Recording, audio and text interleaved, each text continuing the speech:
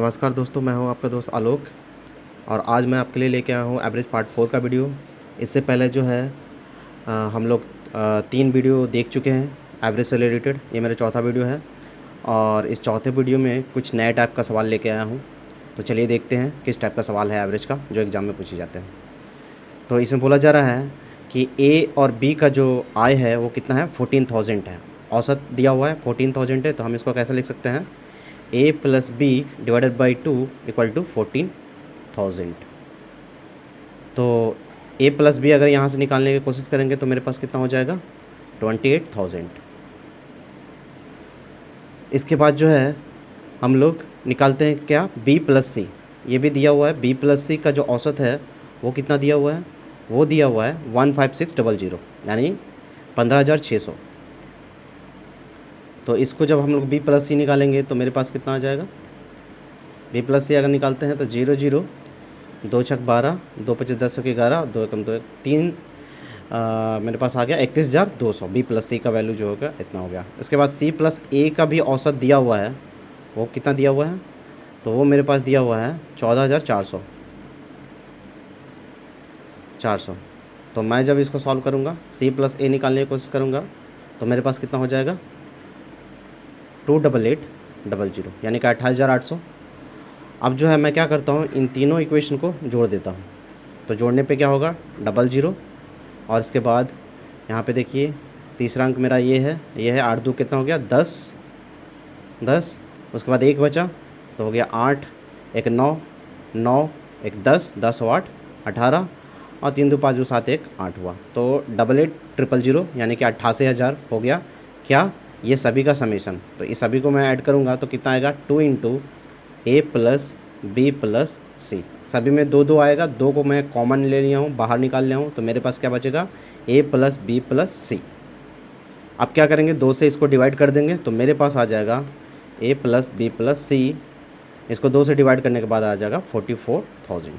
तो मेरे पास हो गया A plus B plus C equal to कितना हो गया, 44,000। और मुझे जो निकालना है वो सी का वैल्यू निकालना है। तो अगर मैं ए प्लस बी का वैल्यू यहाँ पे रख दूँ तो सी का वैल्यू निकल जाएगा। तो ए प्लस बी का वैल्यू मेरे पास कितना है, 28,000।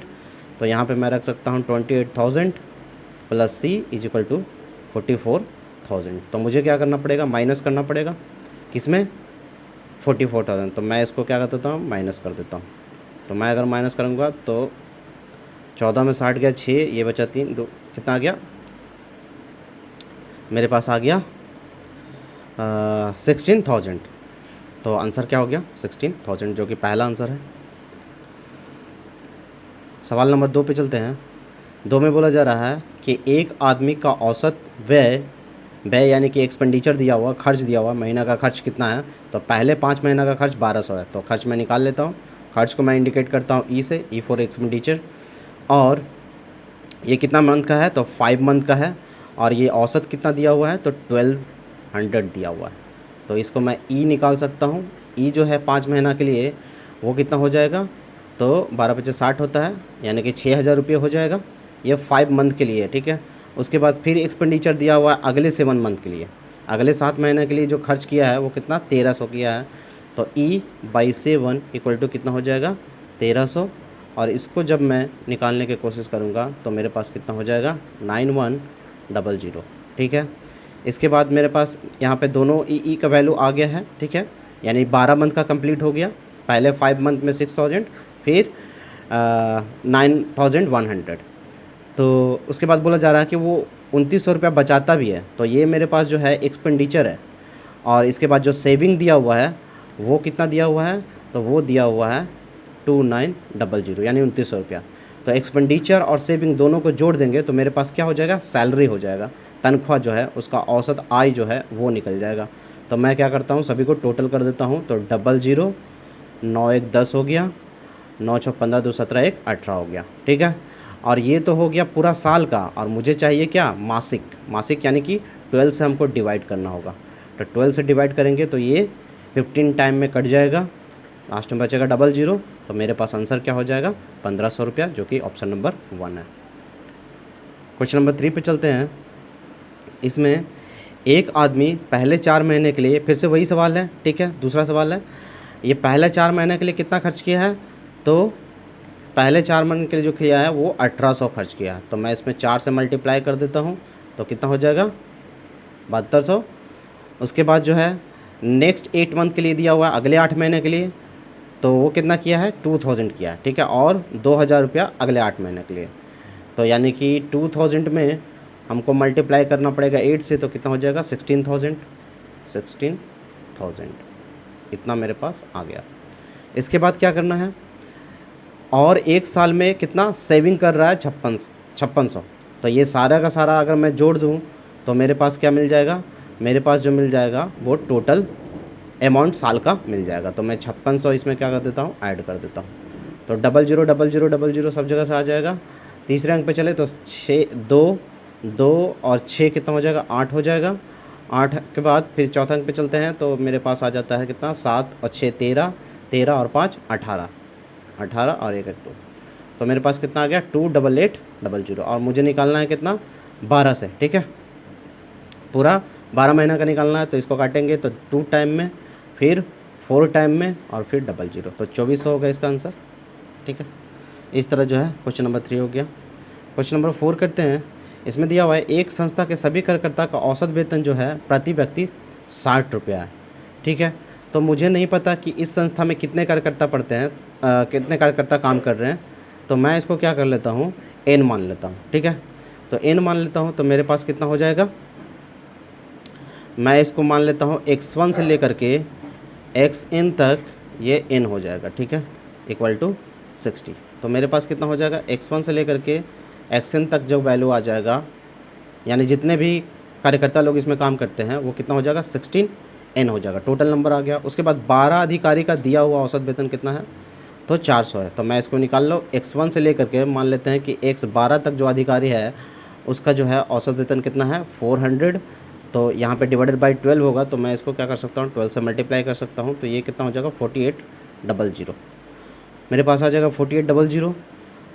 उसके बाद बोला जा रहा है कि बाकी का जो व्यक्ति है उसका औसत वेतन कितना है 56 है। तो बाकी का व्यक्ति हम लोग कैसे निकाल सकते हैं, बाकी का व्यक्ति 12 तक तो हो गया है, यानी कि यहाँ 13 से लेकर के कितना तक होगा xn तक होगा, ठीक है।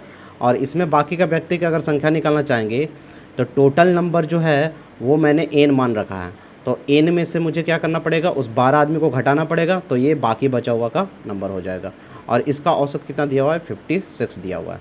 तो मैं यहाँ से x13 से लेकर के xn तक का जो आदमी है उसका कितना निकल जाएगा 56 इंटू n-12। तो इसको मैं कैसे सॉल्व कर सकता हूँ, तो यहाँ पे देखने की कोशिश करिए कि x1 से लेके xn तक यानी टोटल वैल्यू जो है 60n के बराबर है, और अभी मैं यही यूज करूँगा इस, जिसमें से x1 से लेके 12 तक का जो वैल्यू है वो 4800 है। तो मैं लिख सकता हूँ यहाँ पे, अगर टोटल में लिखने के एक बार फिर से मैं रिपीट करने की कोशिश करता हूँ, x1 से लेकर के कहाँ तक x12 तक जाएंगे, और फिर x13 से लेकर के जो बाकी बचा हुआ था वो xn तक था, ठीक है। और ये सब मिला के मेरे पास कितना दिया हुआ है 60n दिया हुआ है। तो x1 से लेके x12 तक का वैल्यू जो है मेरे पास गिवन है, वो कितना निकाल चुके हैं, x1 से लेके x12 तक का जो वैल्यू है वो है 4800। तो मैं यहाँ पे रख सकता हूँ 4800, और बाकी का जो है अभी अभी निकाला है मैंने 56 इंटू n-12, तो यहाँ पे लिख सकते हैं 56 इंटू n-12, और ये बराबर है किसके 60n के। तो मैं इसको सॉल्व कर सकता हूँ। अब इसको जो हम लोग क्या कर सकते हैं, सॉल्व कर सकते हैं, तो मेरे पास कितना आ जाएगा 4800 56n, और इसको जब मल्टीप्लाई करेंगे तो मेरे पास कितना आ जाएगा 56 इंटू 12 इक्वल टू 60n, ठीक है। तो मैं इसको कर लेता हूँ मल्टीप्लिकेशन। इसको कैसे करेंगे, तो इसको करने के लिए मैं पहले 10 से मल्टीप्लाई कर लेता हूँ, फिर उसके बाद 2 से मल्टीप्लाई कर लेता हूँ, ठीक है। इसको जो है ऐसा समझ सकते हैं, 12 को मैंने लिखा है 10 + 2, इसको मल्टीप्लाई करेंगे तो 560, और फिर 2 से मल्टीप्लाई करेंगे तो मेरे पास आ जाएगा 112। अब मैं ऐड कर लेता हूँ 2 7 और 6 672 आ जाएगा। तो यहाँ पे क्या हो जाएगा 4800 प्लस 56n और minus 672 is equal to 60n। अब मैं क्या करता हूँ, इसको घटा लेता हूँ, और ये जो है मैं इसको भेज देता हूँ इस तरफ, ठीक है। तो माइनस करूँगा तो मेरे पास आ जाएगा 8, इसके बाद 9 में से 7 गया 2, और इसके बाद 7 में से 6 गया 1, 4128 और इसको मैं उधर लेके जाऊंगा तो 60 में से 56 घट जाएगा जो कि आ जाएगा 4n। तो ये 4 जो है मल्टीप्लिकेशन में इधर में आकर के क्या हो जाएगा डिवाइड में, तो मेरे पास आंसर आ जाएगा 4128 डिवाइडेड बाई 4। इसको मैं काट दूँ तो कितना बार में कटेगा, 1 बार में, 0 बार में, 3 बार में और फिर 2 बार में। तो आंसर मेरा कितना हो जाएगा 1032। तो इस तरह से जो है मेरा एवरेज का पार्ट 4 कंप्लीट हो गया। एवरेज का पार्ट 4 कंप्लीट होने के बाद मैं बहुत जल्द ही एवरेज पार्ट 5 का वीडियो लेके आऊँगा।